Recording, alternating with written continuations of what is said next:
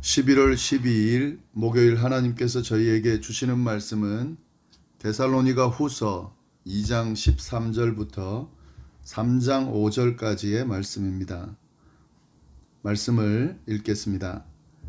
주께서 사랑하시는 형제들아, 우리가 항상 너희에 관하여 마땅히 하나님께 감사할 것은 하나님이 처음부터 너희를 택하사 성령의 거룩하게 하심과 진리를 믿음으로 구원을 받게 하심이니, 이를 위하여 우리의 복음으로 너희를 부르사 우리 주 예수 그리스도의 영광을 얻게 하려 하심이니라. 그러므로 형제들아, 굳건하게 서서 말로나 우리의 편지로 가르침을 받은 전통을 지키라. 우리 주 예수 그리스도와 우리를 사랑하시고 영원한 위로와 좋은 소망을 은혜로 주신 하나님 우리 아버지께서 너희 마음을 위로하시고 모든 선한 일과 말에 굳건하게 하시기를 원하노라. 끝으로 형제들아, 너희는 우리를 위하여 기도하기를, 주의 말씀이 너희 가운데서와 같이 퍼져나가 영광스럽게 되고, 또한 우리를 부당하고 악한 사람들에게서 건지시옵소서 하라. 믿음은 모든 사람의 것이 아니니라. 주는 미쁘사 너희를 굳건하게 하시고 악한 자에게서 지키시리라. 너희에 대하여는 우리가 명한 것을 너희가 행하고 또 행할 줄을 우리가 주 안에서 확신하노니, 주께서 너희 마음을 인도하여 하나님의 사랑과 그리스도의 인내에 들어가게 하시기를 원하노라. 아멘. 저희가 이전 본문에서 주님의 재림에 대한 사도 바울의 가르침, 데살로니가 성도들에게 거짓 교사들이 들어와서 주님의 재림에 대해서 잘못 가르치고 있다는 사실, 또 성도들이 잘못 오해하고 있다는 사실을 듣고 그 부분에 대해서 바른 가르침을 하는 그 내용을 저희가 살펴봤습니다. 네, 오늘 본문에는 분위기가 좀 전환되면서요, 데살로니가 성도들을 향한 사도 바울의 감사에 대한 내용, 또 권면, 그리고 사도 바울과 데살로니가 성도들 간의 기도의 교제에 대한 내용이 나오고 있습니다. 그 내용을 좀 살펴보도록 하겠습니다. 13절부터 14절 말씀을 보시면 바울이 데살로니가 교회 성도들로 인해서 감사한다 하는 내용이 나오는데요. 13절 보시면은, 주께서 사랑하는 형제들아, 우리가 항상 너희에 관하여 마땅히 하나님께 감사할 것은 하나님이 처음부터 너희를 택하사 성령의 거룩하게 하심과 진리를 믿음으로 구원을 받게 하심이다.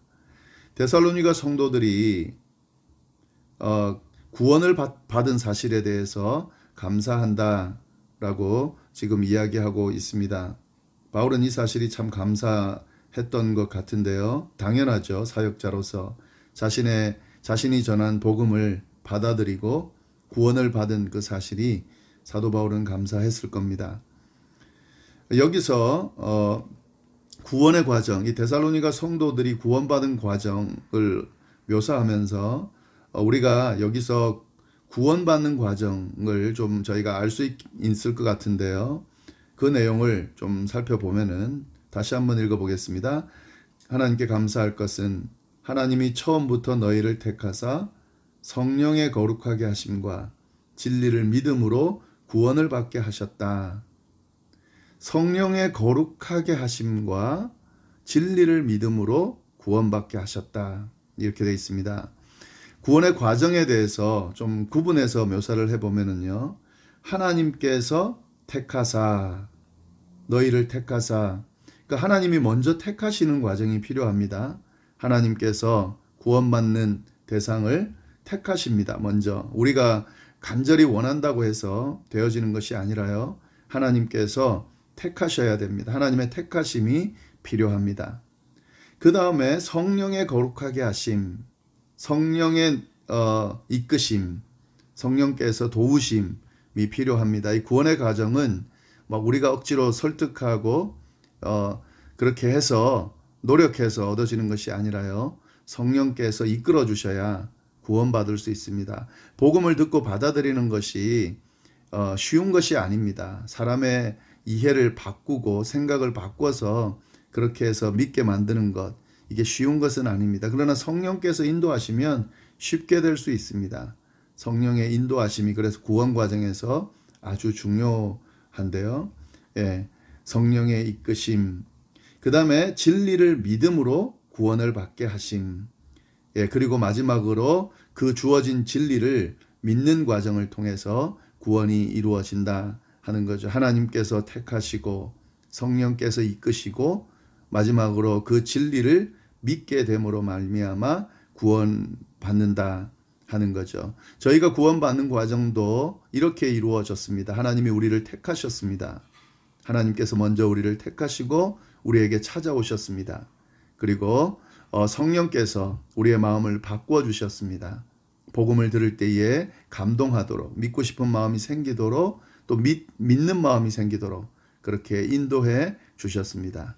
그리고 우리의 입술을 주장해서 진리를 믿고 고백하는 과정을 허락해 주셨습니다. 그것을 통해서 우리가 구원받았습니다. 이것이 우리가 구원받는 과정인데요. 오늘 그 표현을 하고 있습니다. 그리고 여기서 한 가지 저희가 알아야 될 부분은요. 성령께서, 그러니까 성령의 거룩하게 하심, 그리고 진리를 믿음으로 구원을 받게 하심, 이 내용을 쭉 보면은 성령이 거룩하게 하신다 하는 내용은 일회성이 아니라는 느낌을 알 수 있는데요. 이 구원의 과정은 일회성이 아닙니다. 구원은 믿음으로 구원을 받지만 성화의 과정이 포함되어 있습니다. 그래서 내가 구원받은 그리스도인이 되고 그리스도인으로서의 모습으로 성화되어 가는 과정까지 포함되어 있다 하는 거죠. 여하튼 이 데살로니가 성도들의 이 구원의 과정을 통하여 사도 바울이 감사를 하고 있습니다. 14절, 이를 위하여 우리의 복음으로 너희를 부르사 우리 주 예수 그리스도의 영광을 얻게 하려 하심이다. 이 구원받는 이 과정에서 또 중요한 부분이 있는데요. 우리의 복음으로 너희를 부르사 이렇게 되어 있습니다. 우리의 복음으로, 그러니까 전하는 사람이 있은 거죠. 사도 바울이 전한 그 복음으로 데살로니가 성도들을 부른 겁니다. 전하는 사람이 없으면 들을 수 없고 또 듣지 못하면 믿을 수 없다. 성경이 분명히 이야기하고 있는데요. 이 구원은 전하는 사람이 있어야 한다 하는 거죠. 그래서 이 전도의 중요성에 대해서 또 저희가 살펴볼 수 있습니다. 복음을 전하는 이들의 중요성, 이 복음을 전하는 이들을 통해서 그 복음을 듣고 그 다음 과정들이 일어난다 하는 거죠. 그 내용도 이런 과정들을 통하여 우리 주 예수 그리스도의 영광을 얻게 하게 하는 과정, 이것이 구원의 과정에서 나타나는 모습들이고요. 또 이 구원으로 인하여 사도 바울이 데살로니가 성도들의 구원으로 인하여 감사한다 하는 내용 기록되어 있습니다. 15절 말씀 보시면은요. 그러므로 형제들아 굳건하게 서서 말로나 우리 편지로 가르침을 받은 전통을 지키라. 네, 이거 지금 13, 14절뿐만 아니라 앞에 이야기한 그 재림과 관련되는 내용, 또 여러 가지 다른 권면의 내용들도 다 포함되어지는데, 형제들아 굳건하게 서서 말로나 우리 편지로 가르침을 받은 전통을 지키라. 바울을 통해 주어진 가르침들인 거죠. 바울이 데살로니가 교회를 세울 때에 가르쳐 주었던 그 가르침, 또 편지를 통해서 전서와 후서를 통해 가르쳐주는 그 가르침을 잘 지키라 하는 거죠. 잘 붙들라 하는 거죠. 그 외에 다른 허탄한 것들에 현혹되지 말라는 그런 의미가 있습니다. 거짓 교사들의 가르침에 현혹되지 말라는 그런 내용입니다. 근데 여기서 전통을 지키라 그랬습니다. 이 전통이라고 하는 것은 참 오래된 어떤 그 전해지는 그런 내용들을 전통이라 할 수 있는데, 사실 지금 사도 바울이 전한 내용, 그리고 이 편지 내용들, 이 내용들이 전해진 것은 그렇게 오래되지는 않았을 텐데 전통이다 이렇게 묘사되어 있습니다. 여기서 저희가 전통으로 이해할 부분은 뭐냐면은요, 말씀 아직까지는 이때 이 편지가 성경이 된 건 아니기 때문에요. 예, 이 말씀이다 이렇게 표현은 안 되어 있지만 이제 지금 저희는 알고 있죠. 사도 바울이 가르친 그 가르침과 또 데살로니가 전후서의 편지들은 말씀입니다. 저희에겐 신약 성경인데요. 그 성경 또 성경을 통해서 주어지는 전통들, 기독교적인 가르침들, 그러니까 쭉 전달되어 온 것들, 그것들을 의미하는 겁니다.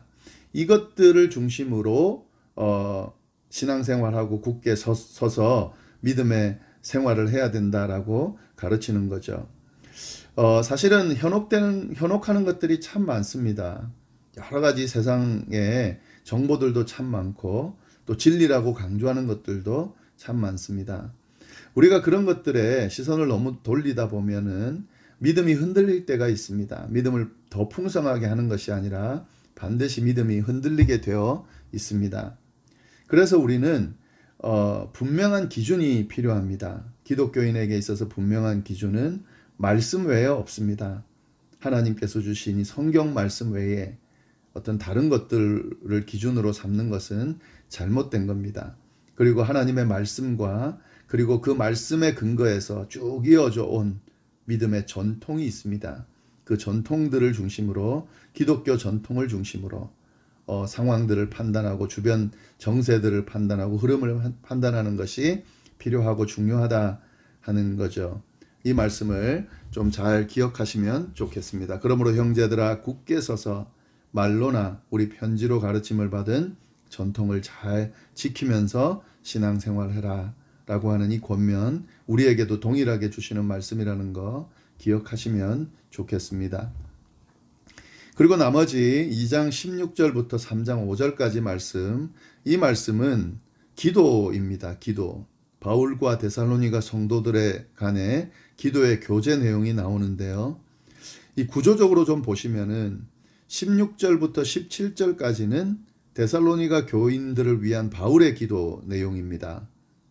그리고 3장 1절부터 2절은 바울이 데살로니가 교회 성도들에게 기도 요청하는 내용이 나옵니다. 그리고 난 뒤에 3장 3절부터 5절 말씀은 다시 바울이 데살로니가 교회를 위해 기도하는 내용이 나옵니다. 그러니까 바울이 데살로니가 교회를 위한 기도가 앞뒤로 나오고요. 그리고 중간에 기도 요청을 하는 내용이 나오는데요. 이 바울의 기도가 바울이 기도 요청한 것을 감싸는 구조로 되어 있습니다. 이게 굉장히 중요한 기도의 교제인데요. 기도하고 또 기도를 부탁하고 하는 이 기도의 교제가 성도의 교제에 있어서 아주 중요한데요. 바울은 지금 그것을 하고 있다 하는 거죠. 바울은 데살로니가 교회를 위해 어떤 기도를 하고 또 데살로니가 성도들에게 어떤 기도를 부탁했을까요? 그 내용을 좀 보면은요. 16, 17절 말씀은 바울의 기도 내용입니다. 우리 주 예수 그리스도와 우리를 사랑하시고 영원한 위로와 좋은 소망을 은혜로 주신 하나님 우리 아버지께서 너희 마음을 위로하시고 모든 선한 일과 말에 굳건하게 하시기를 원하노라.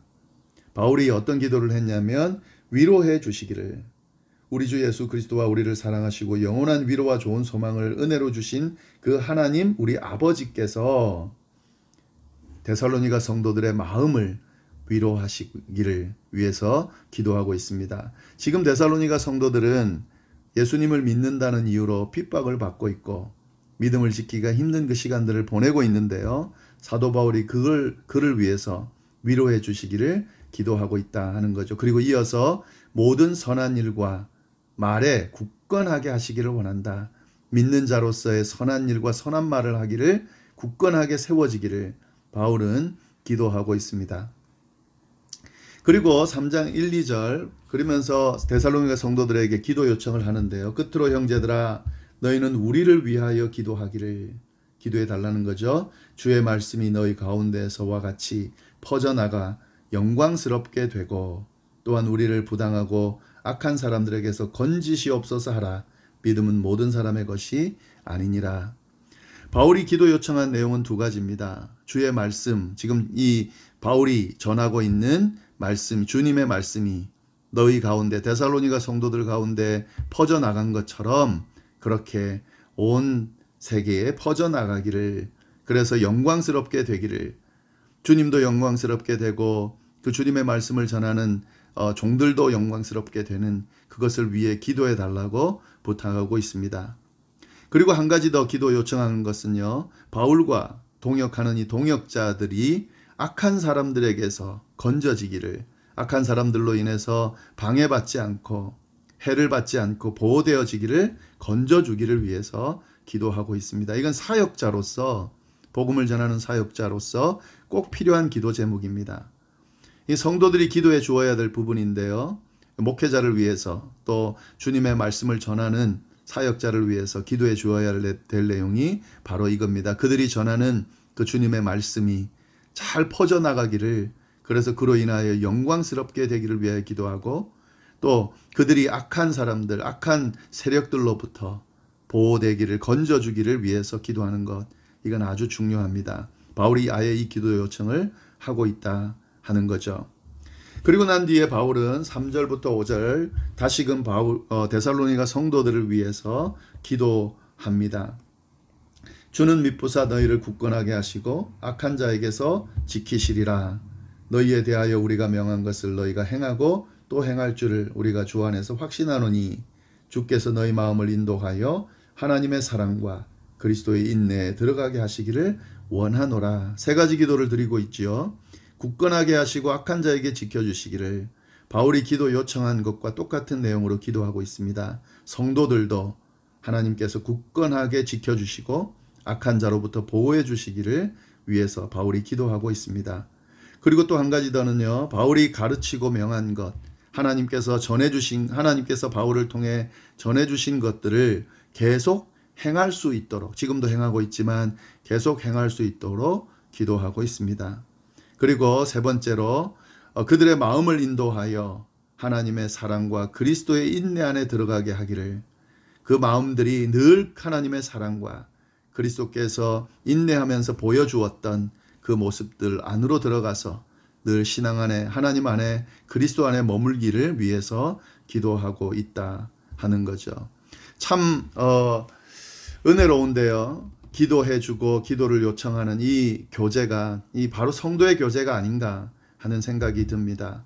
오늘날의 교회를 보면은 성도 간에 서로 지적하고 서로 잘못된 것을 지적하고, 기도하기보다는 서로 다투고 자기들이 마치 옳은 것처럼, 뭔가 대단한 것처럼 그렇게 교제하는 경우가 많습니다. 자기의 잘난 것을 드러내려 하고 약점을 지적하고 잘못된 것을 지적하는 그런 모습들로 성도의 교제가 이루어지는 경우가 많습니다.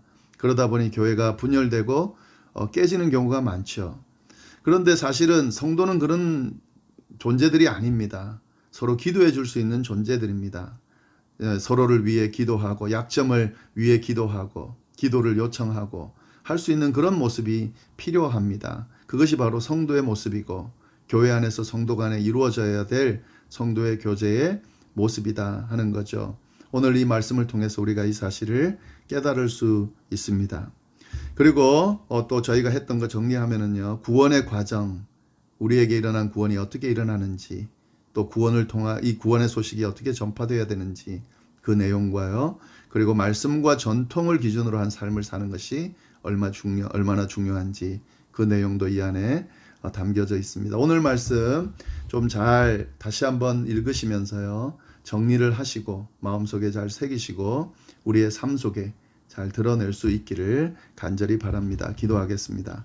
하나님 아버지 감사합니다. 귀한 말씀 또 오늘 주셔서 감사합니다.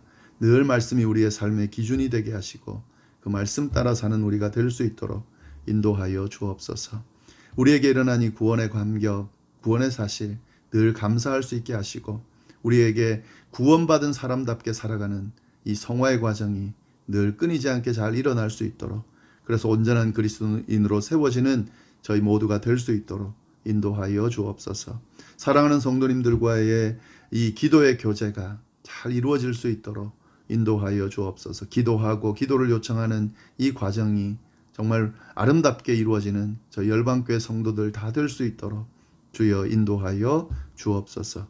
함께하여 주시기를 간절히 바라고 살아계신 예수님의 이름으로 기도드립니다. 아멘.